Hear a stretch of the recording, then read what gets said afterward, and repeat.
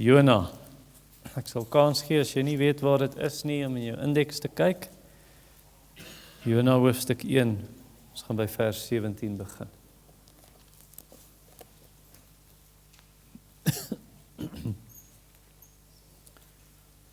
So julle, ek dink almal ken die storie van Jona. Ek gaan dit nou vir die kinders vertel. Hoe hy weggehardloop het toe die Here vir hom sê, gaan na Ninive toe en gaan preek vir die mense. Toe wou hy nie, toe word hy in die see gegooi en toe is hy besig om te verdrink en dis waar ons storie begin.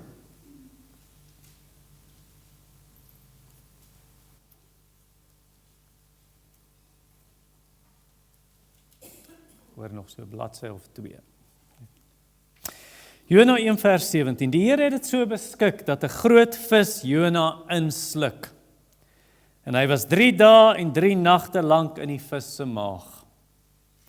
Jona het uit die vis se maag tot die Here sy God gebid. Hy het gesê: "In my nood het ek na die Here geroep en hy het my geantwoord. Uit die ingewande van die doderyk het ek om hulp geroep en U het my stem gehoor. U het my in die diepte gegooi, in die hart van die oseane. Seestrome het my omring. Al U golwe en branders het oor my gespoel. Ek self het gedink, ek is weggewerp onder U oë uit. Maar ek sal weer die heilige tempel sien. Water het my tot aan my keel omsluit. Oerwater het my omring, seewier, dis nou seegras. Het my kop omstrengel. Na die basis van die berge het ek afgesak. Die aarde, haar sluitbalke, was vir altyd toe agter my." So hy het gedink, dis nie eens verby met hom. Maar tog het U my lewe uit die grafkuil opgetrek, Here my God. Terwyl die lewe uit my vloei, het ek net aan die Here gedink. My gebed het U in die heilige tempel bereik. Wie nuttelose afgode dien, versaak hulle trou aan die verbond, maar ek, met 'n danklied, wil ek aan U 'n offer bring, wat ek beloof het, sal ek betaal. Dit is die Here wat redding bring. Die Here het toe die vis beveel om Jona op die droë grond uit te spoeg.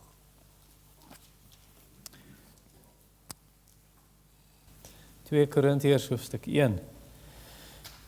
Ons vanoggend by vers 8 tot 11, as jy nou vir 'n paar weke nie hier was nie, ons het 'n reeks begin, 3 weke gelede in 2 Korintiërs,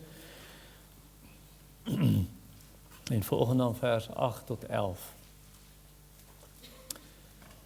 Welkom terug aan Tannie Jackie, ons bly om Tannie vanoggend saam met ons te sien, en Philip, julle weet sy was in die hospitaal vir 'n paar weke, ons baie dankbaar, Tannie is weer hier. Ons dink aan oom Theo en Tannie Elise ook, hulle laat weet groete, hy is in die hospitaal, soos julle weet, weer terug in die hospitaal, so ons onthou hulle ook in gebed. 2 Korintiërs 1, 8 tot 11, en die tema, dink ek, is baie gepas, vir al die mense wat in die hospitale is, en was, en siek is, en krisisse, en probleme, die tema, een woord, help! Ons bid saam.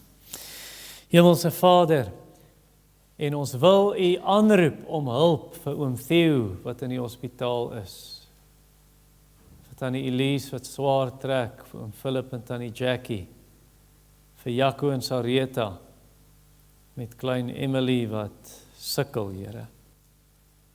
En dan somme hier onder ons, 'n klompie met hulle pyne en skete en swaar kry.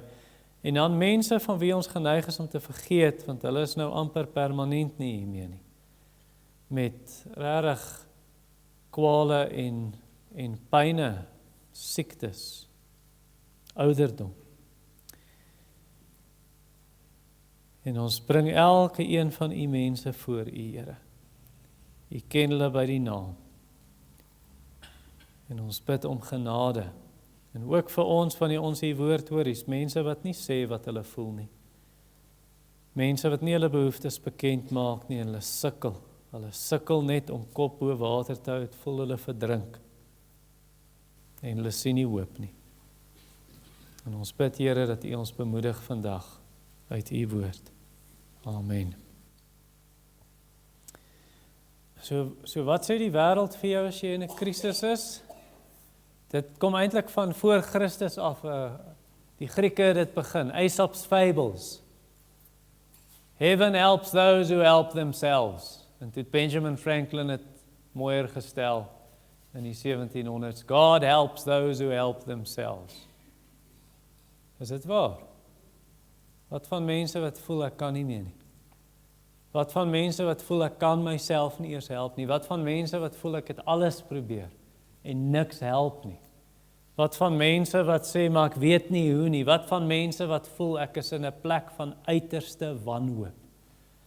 Utter despair. Ek het al so gevoel. Wat ek daai woorde gebruik het teenoor iemand anders en gesê het my soul is in severe distress. Wat as jy daar is? Ja, kom ons kyk wat moet jy doen as jy daar is.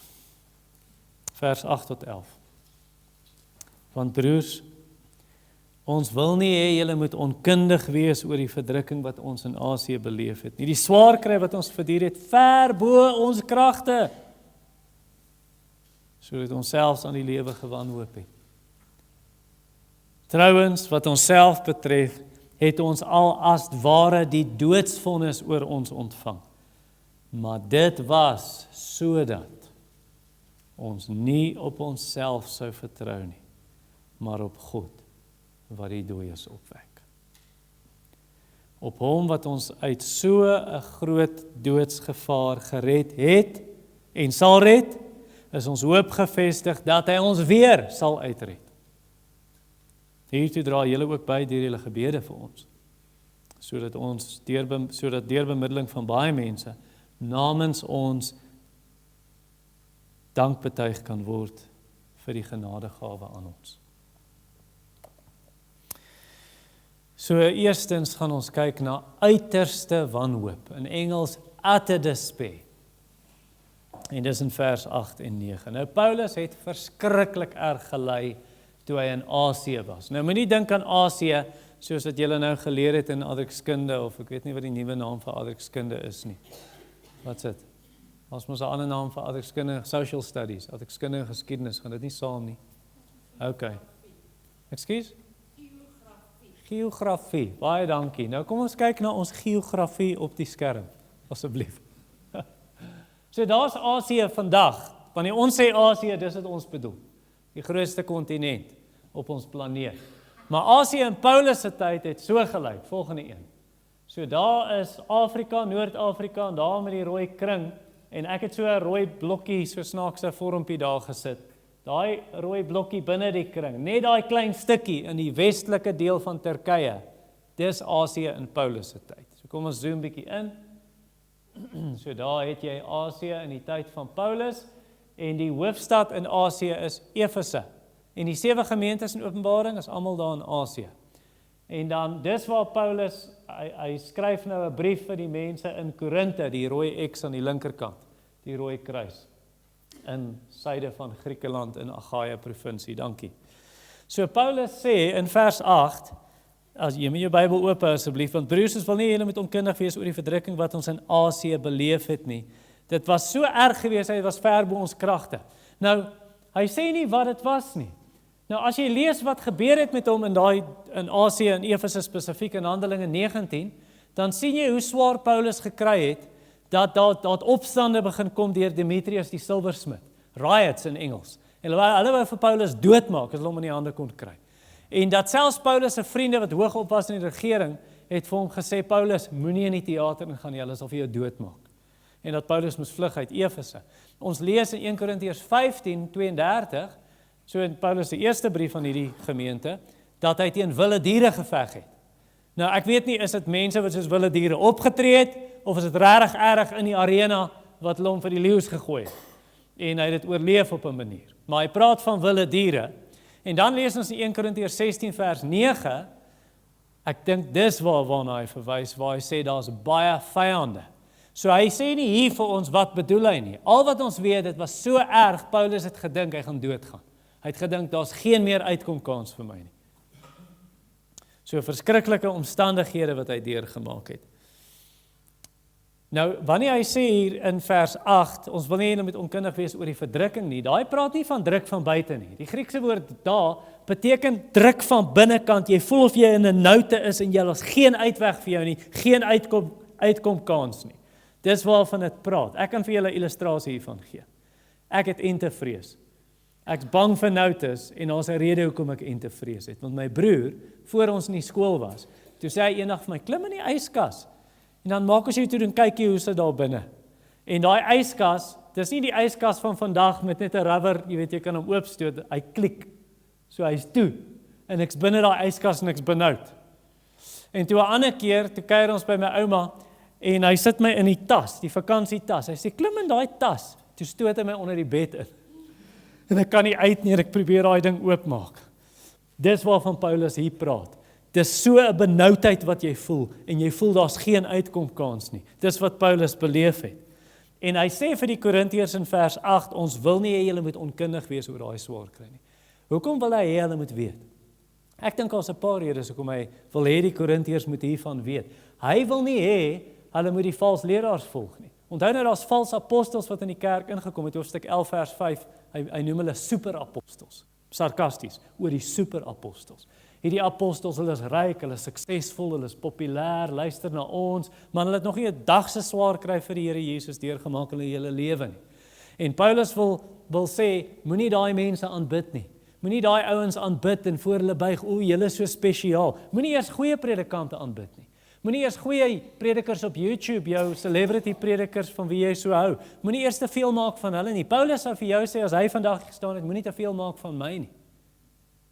Hy sê dit in die eerste brief, waar die kerk mos verdeeld was in faksies, in groepe, en gesê, o nee, ons is partyskap, ons hou van Paulus, nie ek hou van Apollos, nie ek hou van Petrus. En hy sê, moenie eers te veel maak van daai mense wat die waarheid vir julle bring nie. Wie is ons? Hy sê, kyk hier, ons is net mense wat gebreek is, man. Ons is mense wat swaar kry, net soos julle. Ons is mense wat moeilike dinge deurgaan en die lewe raak te veel vir ons ook soms. So moenie te veel maak van jou predikant nie. En die grond aanbid waarop hy loop nie. Hy sê dit in hoofstuk 4, in vers 7, waar hy sê, eintlik in 1 Korintiërs 4 vers 7, hy sê, wat is ons? Wat is ons? Ons is net kleipotte, man.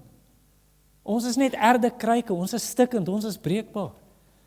'n predikant het dit vir my gesê, toe ek sê, ons gemeente is baie opgewonde oor Sondag wanneer jy gaan preek, toe sê hy, you mustn't make too much of certain preachers, you know, we only slaves. Ek dink nog 'n rede hoekom Paulus sê, ons wil hê julle moet weet hoe swaar ons gekry het, is, dis 'n bewys, hy's 'n egte apostel. Dat die valse apostels, hulle sou nie swaar kry deurmaak om die goeie nuus by jou te bring nie. They just want to line their pockets with gold. Hulle soek net jou geld. Waar Paulus sê, wat 'n swaar kry het ons als deurgemaak om die goeie nuus by mense te kry, om vir mense te vertel van Jesus se liefde, om mense te vertel van die verlossing, ons wil hê mense moet Jesus ken. Dit laat my dink aan 'n man met die naam van Joseph. Hy's 'n Maasai kryger, 'n Maasai warrior in Tanzanië, Kenia, in Oos-Afrika. En toe kom hy by 'n konferensie uit in Amsterdam in Nederland, wat deur die Billy Graham organisasie gereël is. Soveel so, die storie het so impak gehad op die mense, dat Billy Graham self met hierdie ou wou praat. En die storie gaan so, dat hy het eendag gestap in die veld, en toe kom hy 'n sendeling teen. Hierdie sendeling deel die evangelie, en hy is so beïndruk met wat hy gehoor het, en het hom so aangegryp, hy is onder sonde oortuiging, en hy roep tot die Here vir redding, en die Here red hom. En hy dog toe, hy is so opgewonde oor hierdie verlossing van hierdie Jesus, hy gaan toe in die village in waar hy bly, en hy moet vir almal van hulle vertel, hulle gaan net so bly wees. En toe gryp hulle vir hom daar, en die man sou hom vas, en hulle bind hom vas, en die vroue gryp doringdraad, en hulle slaan vir hom daar, hulle trek sy hemp uit, hulle slat vir hom met doringdraad, dat hy amper doodgeslaan is. En hulle gaan gooi hom daar in die veld. En hy kry genoeg krag op een of ander manier, toe hy sy bewussyn herwin, toe kry hy genoeg krag om te kruip tot by 'n watergat. En hy drink water en hy was die wonde, en hy tog maar, miskien het hy ietsie verkeerd gesê, miskien het hy 'n deeltjie van die storie vergeet. En hy dink weer, wat het die sendeling vir hom gesê? En hy gaan weer deur die hele storie, en hy gaan terug, en hy vertel dit weer, en hulle gryp vir hom weer. Nadat hy 1 of 2 mense gepraat het, en hulle doen dieselfde met hom. En hierdie keer is hy vir 'n paar dae, so in en uit bewussyn, in en uit, En toe gaan hy weer terug, toe hy sy kragte herwin. En hy gaan vertel hulle, en hierdie keer, hy kon nie eers sy mond oopmaak nie. En die laaste ding wat hy onthou, voor hy net bewussyn verloor het, is hoe die vroue wat hom slaan met die doringdraad, hoe hulle huil en ophou. En toe hy wakker word, toe sy in 'n bed in die village, en die mense om hom, en hulle was sy wonde, hulle versorg hom, want hulle het gesien, as hierdie man bereid is om dit deur te maak, moet daar iets wees in hierdie Jesus van wie hy praat. Toe die hele village tot bekering gekom. En dis Paulus hier, wat sê, ons wil hê julle moet weet hoe swaar ons gekry het. Ons wil hê julle moet verstaan, dat ons al hierdie swaar kry deurgegaan het. This is the real deal. Hierdie Jesus van wie ons praat. En hulle is ware apostels, en skryf daai valse ouens af, wat nie sal swaar kry vir julle nie. En ek dink, nog 'n rede hoekom Paulus die swaar kry beskryf, en vir hulle sê, ek wil hê julle moet verstaan hoe swaar ons gekry het. Ek dink as voorbeeld vir hulle, om te sê, luister, as jy Jesus gaan volg, het gaan nie maanskyn en rose wees nie. Julle sien hoe swaar ons gekry het. Julle sien hoe moeilik dit vir ons was, gaan dieselfde wees vir jou. If Christ calls a man, he bids him come and die. Jy moet jou kruis elke dag opneem, jouself verloon, jou kruis elke dag opneem en my volg. Deur baie verdrukkinge moet ons die koninkryk ingaan. Elkeen wat Godvreesend wil lewe in Christus Jesus sal vervolg word, sê Paulus. Want hiertoe is julle geroep, omdat Christus vir julle 'n voorbeeld nagelaat het, sodat julle in sy voetstappe kan volg. Sê vir my, as jy tree vir tree, jou voete sit waar Jesus in is, waartoe lei daai voetstappe? Ja, eers na 'n kruis voordat na 'n troon toe gaan. Dis nie your best life now nie. John Newton het gesê, we are to follow in Christ's steps. And can we wish if it were possible to walk in a path strewed with flowers when Jesus' path was strewed with thorns? Gaan jy roosblare op jou pad hê, maar hy het dorings op syne gehad? En dan 'n laaste rede wat ek dink, hoekom Paulus wil hê hulle moet weet hoe swaar hy gekry het, is sodat hulle vers 11 kan doen. As hulle weet hoe swaar Paulus gekry het, sal hulle vir hom bid. En sê, joh, as jy weet hoe moeilik dit is vir Sharon, vir Anthony, sal jy vir hulle bid. As jy weet hoe moeilik dit vir oom Philip en tannie Jackie is, as jy regtig verstaan, ons lê bid. En dis hoekom Paulus sê, ek wil hê julle moet weet, sodat hulle vir hom sal bid. En dit is jammer vir my. Ek weet daar is konfidensiële goed, wat jy nie met almal deel, en as jy met iemand deel, moet hulle nie almal gaan vertel nie. Maar dit is vir my jammer dat baie Christene stil bly. Man, dit pyn nie binnekant. Dit is seer. Maar hulle sal nie sê, bid, ek het gebed nodig nie. Hulle hou dit vir hulle self. Paulus het nie. Daai Christene dra die las alleen. Paulus het nie. Hy sê in vers 8, ons wil hê julle moet weet hoe swaar ons gekry het. Ons wil hê julle moet verstaan. Hy eintlik, hoe swaar hy gekry het, ek het in die Griekse, die interlineair gaan kyk. Hy gebruik 'n opeenhoping van frases. Het is of hy nie genoeg woorde kan sê nie, om te probeer beskryf hoe moeilik dit was. Hy sê letterlik in die Grieks, hy sê, ons het teen uitermate verby ons kragte gelei. En dan verder die Griekse teks, die gewig daarvan het ons verpletter. Daar was geen uitweg nie, ons was uiters wanhoopig. Utter despair. Amper soos Christian in Doubting Castle. Wie van julle het of die film gekyk of die boek gelees, The Pilgrim's Progress, die pelgrimse reis? Goed, 'n paar van julle skud julle kop. Nou op 'n stadium in The Pilgrim's Progress, dan sit Christian en Hopeful, dan word hulle gevang deur Giant Despair, en dan sit hulle in Doubting Castle, en dan sit hulle daar, en hulle is uiters wanhoopig. En Hopeful het nog hoop, hy probeer vir Christian moed inpraat, maar Christian het geen meer hoop nie. Hy sit net daar, en uiteindelik dan sê Giant Despair se vrou, man, gaan sê vir hulle moet hulle self doodmaak, want niemand kom uit hierdie kasteel uit nie, uit hierdie tronk uit nie. En dan sit die reus vir hulle 'n mes en 'n tou en 'n bottel gif daar, en sê, kies maar hoe julle wil doodgaan, want doodgaan gaan julle doodgaan. En dan wil Christian sy lewe beëindig, hy sien nie meer kans nie, hy wil sy lewe neem. Sit hy net daar en sê, Hopeful vir hom, nee. En dan word hulle geslaan, en vat Giant Despair so stok, dan slat hy vir hulle. En hy slat vir hulle pimpel en pers, en hulle kan nie eers loop nie, hulle kreun van die pyn. En dan vat hy hulle weer uit die tronk uit, en dan sit hy hulle daar in die castle yard, dan wys hy vir hulle die kopbene van die ander wat hy doodgemaak, en dan smyt hy hulle weer in die tronk. En dan slat hy hulle weer, en vir dae het hulle pyn, en uiteindelik kan onthou Christian, maar hy het die sleutel van belofte om sy nek, God se beloftes, die woord, al sy beloftes, en dan werk het. En dan kom hy by die volgende deur, en dan is dit bietjie geroes, en dit is styf, en hy kry nie daai sleutel gedraai nie. En dan werk het. En hy hou net aan die beloftes gebruik, en uiteindelik kan vlug hulle. Wel, Paulus het so gevoel. Paulus het gevoel, kyk in vers 9. Hy sê vers 8 se einde, ons het op die lewe, selfs aan die lewe gewanhoop, vers 9, wat ons self betref, ons as ware die doodsvonnis oor ons ontvang. Hy voel net soos ek het die doodstraf gekry. Daar's niks meer wat my gaan help, die enigste manier, ek moet nou doodgaan. Anders kom ek nie uit nie. Nou daar's mense wat dit verdra, jy weet dit, ek weet dit. Daar's mense wat sal sê, nee man, jy moet net lewe spreek. Jy moet nie so mismoedig wees nie. Nee, cheer up a bit. Jy weet, spreek net lewe en alles gaan reg wees. En dan ander mense wat 1 Korintiërs 10 verdraai, waar Paulus sê, 10 vers 13, geen versoeking het julle oorval behalwe 'n menslike nie. God is getrou wat nie sal toelaat dat julle bo julle kragte versoek word nie, maar saam met die versoeking sal hy die uitkoms gee dat julle dit kan verdra. Dan verdraai mense daai teks, dan sê hulle, God sal jou nooit iets gee wat te swaar is om te dra nie. Hy sal nie vir jou iets gee wat swaarder is as wat jy kan dra nie. Is dit waar? Jou ervaring sê dis nie waar nie. En hierdie teks vandag sê dis nie waar nie.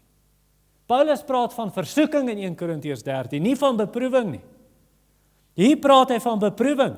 Hy sê in vers 8, dit was ver bo ons kragte wat ons swaar gekry het. Ons kon dit nie meer vat nie. Ek het eendag vir 'n vrou gesê, party van julle, 1 of 2 van julle ken haar, dalk meer as 1 of 2 van julle, en party van julle weet van haar. Sy is nou oorlede, maar sy het kanker in die gesig gekry, hulle het haar bo-lip afgesny, haar onderlip afgesny, haar neus afgesny. Haar kind het selfmoord gepleeg.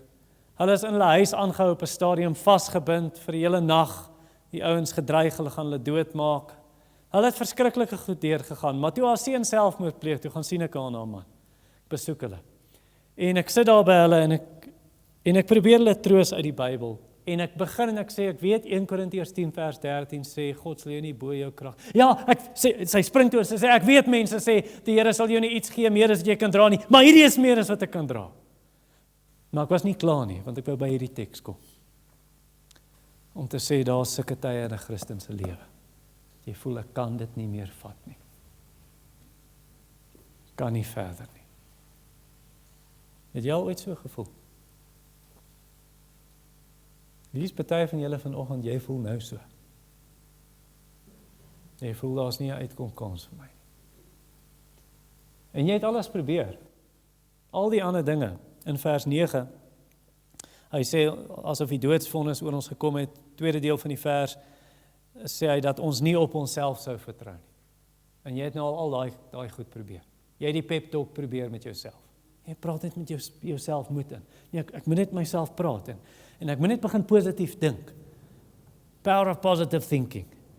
En ek moet net kerk toe kom. As ek net by die kerk is, dan gaan hierdie goeters uitgesorteer. Ek moet met die predikant gaan praat. Man, ek moet 'n afspraak maak met 'n sielkundige.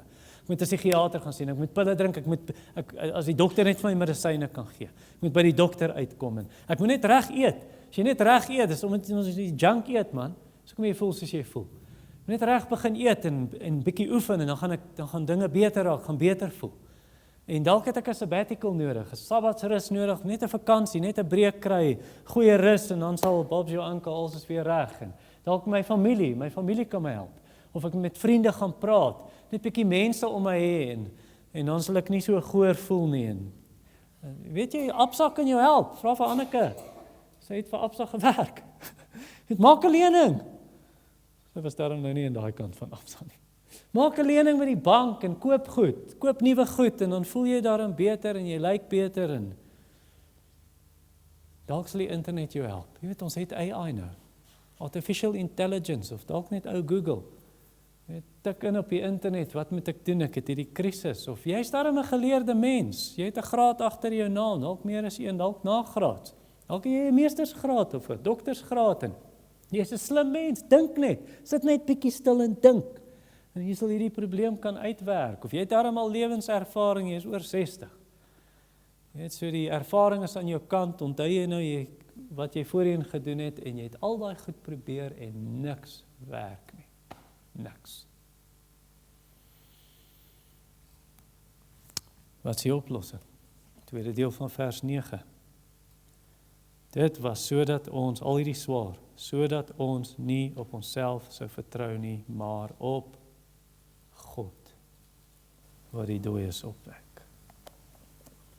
Weet jy, ons maak 'n fout as Christene. Ek het dit al gehoor.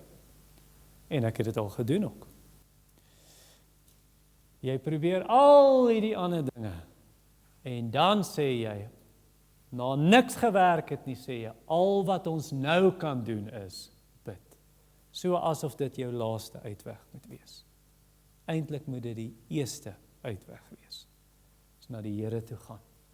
Soos hy sê hier, ons vertrou nie op onsself nie. Nou ek sê nie, jy kan nie dokter toe gaan, 'n beraader toe gaan en wat ook al nie.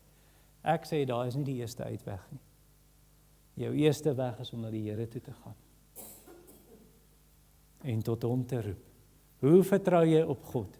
Hoe vertrou jy op God? Hoe wys jy, hoe gee jy uitdrukking aan vertroue op God? Hoe doen mens dit? Jy bid. Jy sê, ek vertrou U, ek roep tot U. Jy wag op sy woord, op sy beloftes. Here, U het gesê. Jy vertrou wat hy daar gesê het. En jy hou nie op nie. En partykeer voel dit, maar ek kan nie meer vashou nie, maar hy kan. Jy weet, die Here red dikwels, wanneer jy op 'n plek kom en daar's geen meer hoop nie. Die Here red baie dikwels, wanneer ons sien, die enigste uitweg nou is die dood. Dan kom die Here deur. En jy sien voorbeelde daarvan. Hy sê dit hier in vers 9.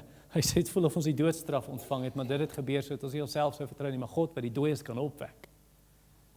Jy sien dit met Jona, dis hoekom ek die storie vertel het vir die kinders. Toe Jona gedink het, dis nou tickets. Dis nou verby. Hy's besig om te sink, is die einde van sy lewe, toe stuur die Here 'n vis om hom in te sluk. So die vis was nie om hom te straf nie, die vis was om hom te red. Of Daniël in die leeukuil, of Daniël se vriende in die vuuroond. Hier's geen meer hoop nie. En dan kom die Here en hy kom help uit. En hy sê, ek is met jou wanneer jy in daai krisis is. God wat die dooies kan opwek. Jy sien, daar's darm nog hoop, want my boetie is siek, en hy is besig om dood te gaan. En Jesus, U moet nou gou kom. En dan kom Jesus nie gou genoeg nie. En ons Lazarus dood. En so nou is ons hartseer, want nou kan Jesus nie meer help nie. Hy kon nog help toe hy gelewe het, maar nou is dit. Maar God kan die dooies opwek. Jesus self het uit die dood opgestaan. Hy is die God wat die dooies opwek. Hy is die God wat hoor. En die Israeliete in hulle slawerny, hulle hulp geroep het, opgeklim tot in God se oor, en God het gesien, en God het geweet. En dit wat jy deurgaan, God weet. Hy sien. En wanneer jy uitroep, en daar's nie water nie, nou gaan ons doodgaan in die woestyn, hy sal water uit 'n rots bring. En daar's nie kos nie, hy sal laat dit kos reën uit die hemel, die brood van engele, noem die psalms dit. Hy kan gee, hy kan help. Daar is so 'n mooi versie vir my in Psalm 107. Nou die hele Psalm 107 is dit wat ek nou hier sê. Dit is, jy's in 'n krisis, daar's geen meer uitkomkans nie, dan kom die Here deur. En op een stadium sê dit, hulle is op die see, hulle is in die storm. En dan sê die ESV, when they were at their wits' end. En dan sal sy voetnotaatjie, dan kyk jy, dan staan daar Hebrew, when all their wisdom was swallowed up. Al hulle wysheid was ingesluk. Hulle weet glad nie meer, hulle het nie 'n benul wat hulle gaan maak nie. En toe kom die Here deur. So, roep my aan in die dag van benoudheid, dan, ek sal jou uithelp, en jy sal my eer. Psalm 50:15. Roep hom aan. Hy kan doen ver bo wat jy bid of dink. Moenie doen wat Paulus sê in vers 8 se begin nie. Utter despair, uiterste wanhoop. Nee, roep hom aan. En hy sal kom. Nommer 2, goddelike ingrype. So dit was eerste uiterste wanhoop en nou tweedens goddelike ingrype tussen vers 10 en 11. Nou Paulus sê, vers 10 se begin, op hom wat ons uit so 'n groot doodsgevaar gered het. Nou daai woord red in die Grieks beteken letterlik dat hy jou geheel en al uitred en uittrek uit hierdie plek van doodsgevaar. Hy bring jou uit die situasie na homself toe. En soms doen die Here dit, partykeer vat hy gelowiges so, hy red hulle uit deur die dood. Hy vat hulle na homself toe en sê jy's in 'n doodsgevaar, ek vat jou nou hier uit. Sodat jy nooit op 'n plek kom waar siekte nie meer kan kom nie, waar gevare nie kan kom nie, waar vyande nie kan kom nie, waar die dood nie kan kom nie. Jy gaan vir altyd by my wees nou. En soms doen die Here dit op daai manier, soos vir koning Josia. Weet julle wie's koning Josia? Dis die beste koning wat daar ooit was in noord of suidelike koninkryk van Israel of Juda. Nou koning Josia, koning Hiskia, hy was in 'n situasie waar daar geen uitkoms was nie. Hy is omsingel deur die Assiriërs met 200,000 soldate amper. En dan sê dit, my Hebreëse professor het ons geleer. Hy sê in die Hebreëus staan daar, en toe hulle die volgende oggend wakker word, toe is hulle almal dood. 185,000 soldate doodgemaak in een nag van daai vyande. En toe onttrek die koning en hy kan nie niks meer doen nie. En toe die Here vir Hiskia gered. En koning Josia, dis die een van wie ek nou gepraat het. Koning Josia, die Here het hom laat sterf en hy het gesê ek gaan jou spaar en jou nie laat sien al die verwoesting wat gaan kom oor Jerusalem nie. Toe vat hy hom deur die dood en hy spaar hom. En dan in die psalms ook kosbaar in die dood van die Here, kosbaar in die oë van die Here is die dood van sy geliefdes of sy gunsgenote. So die Here laat nie sommer net 'n Christen sterf en dink hoekom het die Here al hom weggevat. Die Here laat dit nie net sommer so nie. Kosbaar in sy oë is die dood van sy gunsgenote. Jesus bid, Vader, bid dat die wat U my gee by my mag wees om my heerlikheid te sien. Spurgeon het gesê, nou is die persoon siek, jy bid, Here genees hom. Jesus bid, Here, Vader, ek wil hê hy moet by my wees. En wie se gebed moet beantwoord word? Die Here sê, is klaar vir jou nou in hierdie wêreld. Jy gaan nie meer in hierdie wêreld wees waar daar siekte en hartseer en pyn is nie. Nou kom jy na my toe. Nou, dis nie waar van ongelowiges nie. Wie van julle het al gehoor op 'n begrafnis?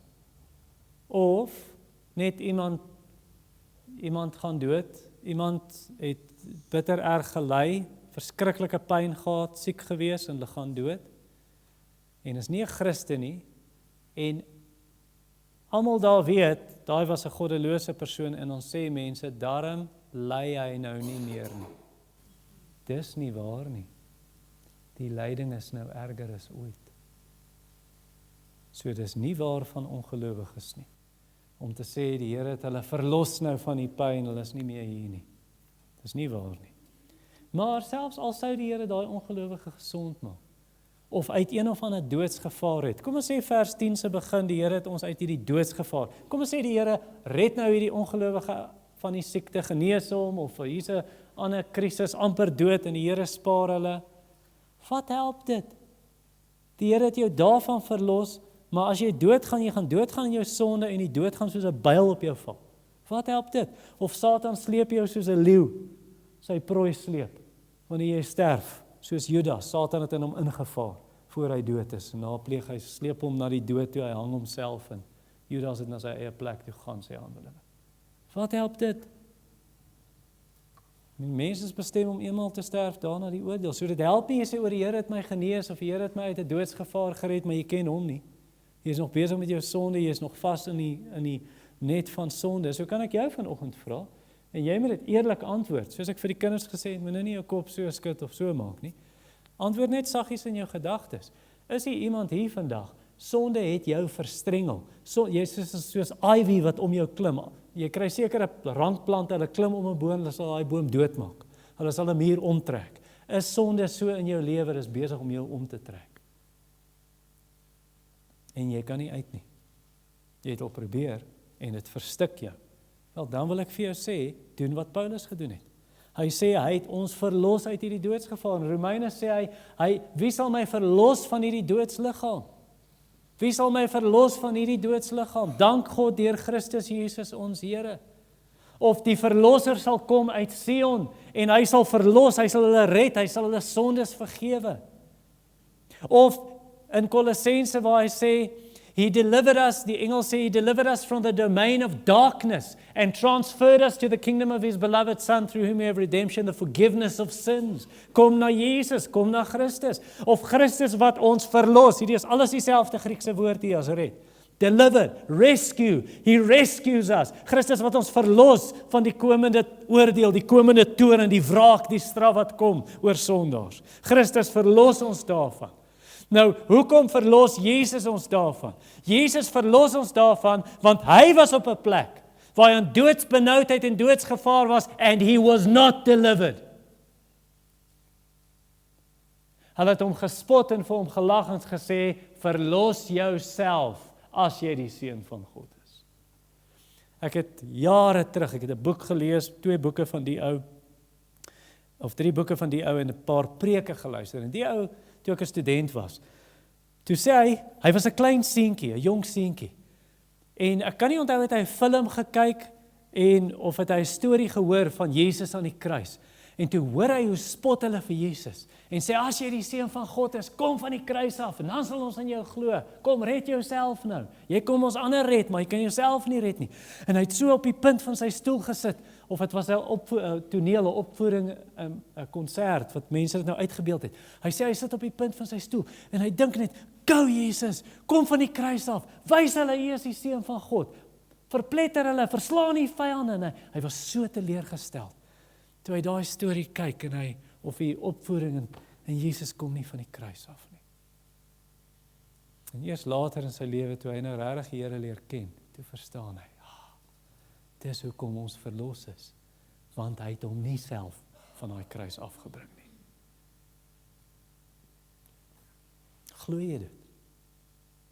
Ek bedoel regtig, glo jy in jou diepte van jou hart en sê, daai is my verlosser. Het hy jou verlos van jou sondes? Al die skrif sê, dan kan jy soos Paulus bid, vers 10, hy het ons verlos uit hierdie doodsgevaar.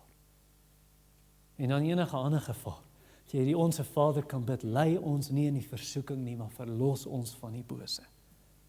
En dat jy kan bid saam met Paulus wat sê, hy het my verlos van al hierdie vervolginge wat ek beleef het. In 2 Timoteus 3 praat hy daarvan.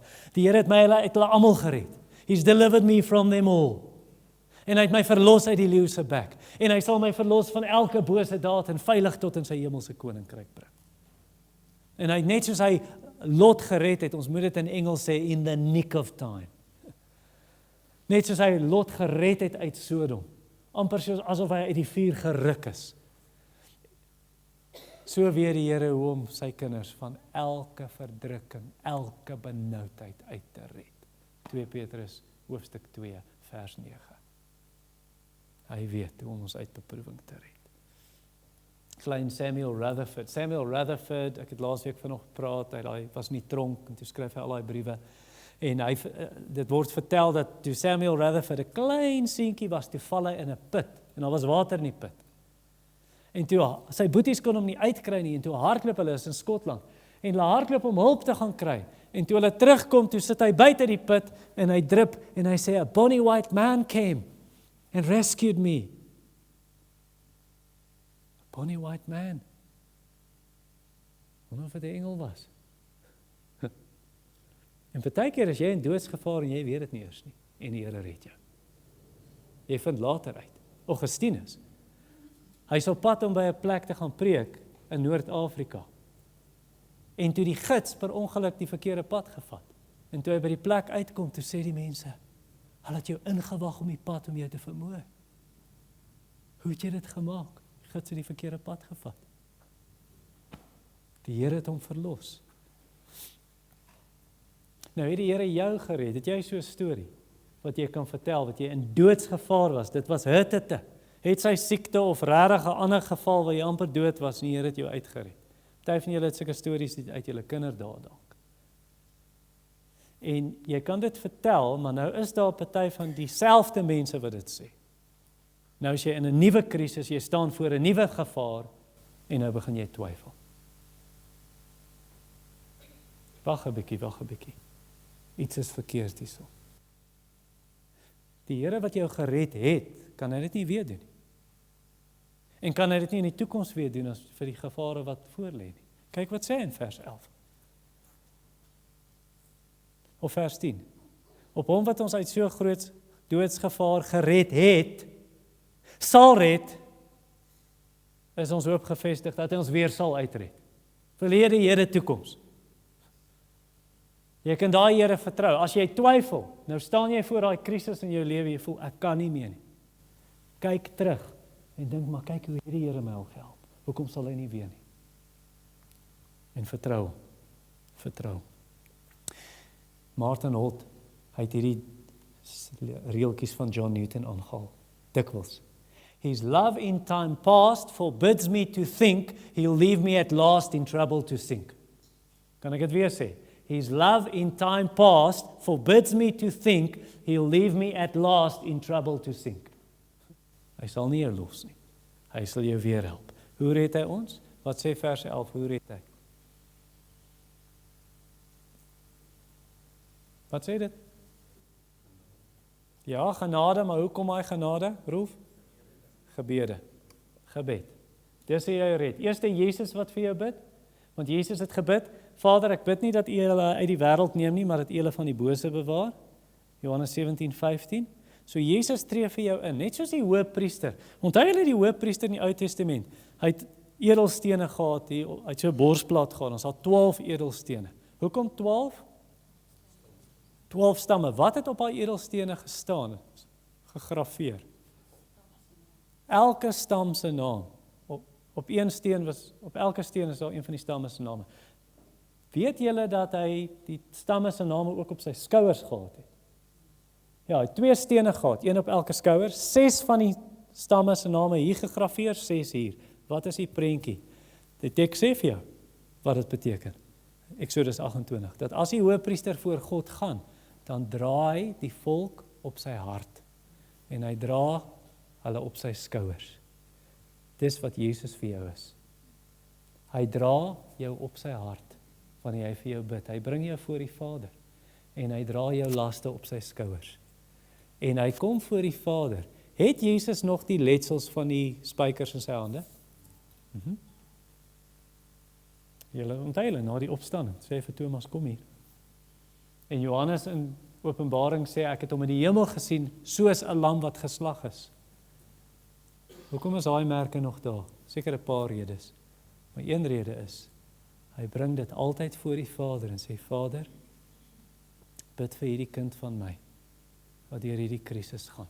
Hy tree vir jou in, hy bring jou behoeftes, hy is jou middelaar, hy is jou verlosser. So wie moet bid? Ek weet ons almal, maar wat sê vers 11, wie moet bid? Die gemeente, die bid hier. So kom sluit by ons aan Woensdag aan. Kom vanmiddag voor die aanddiens. Kom bid saam. Kom voor die oggenddiens. Kom Woensdagoggend na die vroue bid hier toe. Kom bid saam. Kom bid saam. Kom deel die probleme. Toe Petrus in die tronk was, wie het vir hom gebid? Hoekom is hy vrygelaat? Wie het gebid? Die gemeente. Handelinge 12 vers 5.